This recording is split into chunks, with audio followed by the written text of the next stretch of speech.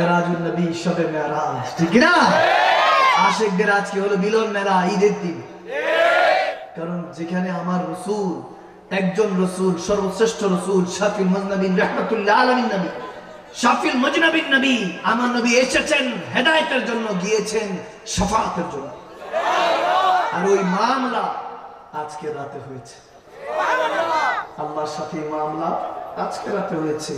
এমন একটা মামলা হয়েছে কি বলবো, যে মামলাতে, যে রাতে খোদা খুদ নিজে রব্বে করিম বলে সুবহানাল্লাযী, সুবহানাল্লাহ, আল্লাহ নিজে সুবহানাল্লাহ পড়তেছে, সুবহানাল্লাহ কয় না, আকারা বিআবদিহি।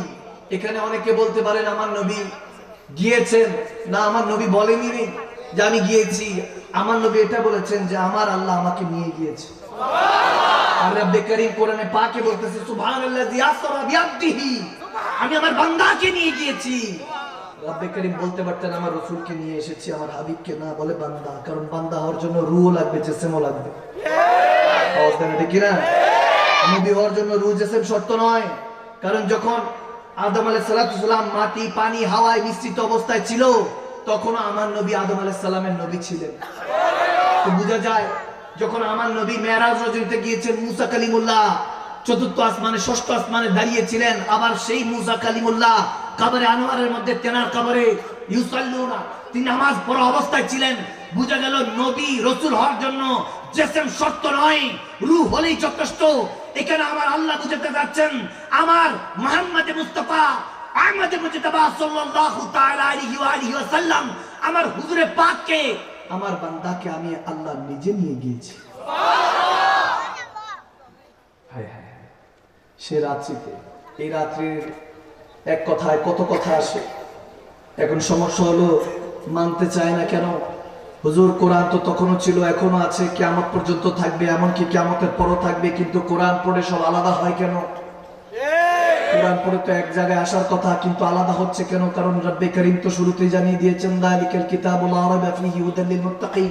আমি প্রায় সব জায়গার মধ্যে যখনই নতুন কোনো জায়গায় যাই, আমি এই কথাটা বোঝাবার চেষ্টা করি, কারণ শুরুটা বুঝে গেলে শেষটা বুঝিয়ে দিবেন কে? আওয়াজ মানি না আমি, মানি না আমি। আল্লাহ আল্লাহ, আরো জোরে বলতে হবে বান্দা, আরো জোরে বলতে হবে কে? রব্বে করিম দুনিয়াতে থাকার জন্য পাঠান নাই, শেখার জন্য পাঠিয়েছে। এখানে মধ্যে স্টেজে থেকে শুরু করে দর্শকবৃন্দ যে দাঁড়িয়ে আছে, যে বসে আছে, যে খেয়াল করতেছে, মনোযোগ দিয়ে শুনছে, যে মনোযোগ দিয়ে শুনছে না, সবাই আদম হাওয়ার সন্তান আলাইহিস সালাম, জান্নাতি পিতা মাতার জান্নাতি সন্তান, সব নবী শাহজাদা। ঠিক না? সব নবী শাহজাদা। নবীর সন্তান হয়ে শয়তানের মতো চলা যাবে? আজাজিলের মতো চলা যাবে? তার নাম নিচে কষ্ট পাইছে কেউ?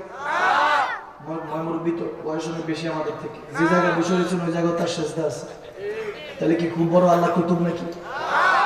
আল্লাহ শুরুতেই বলে, আমাকে তো একজন এসে শেখ আউযু বিল্লাহি মিনাশ শাইতানির রাজিম, তারপর বিসমিল্লাহির রহমান, আল্লাহর নাম রহমানির রহিম পরে বিসমিল্লাহ পরে আগে রাজিম, আগে শয়তানকে।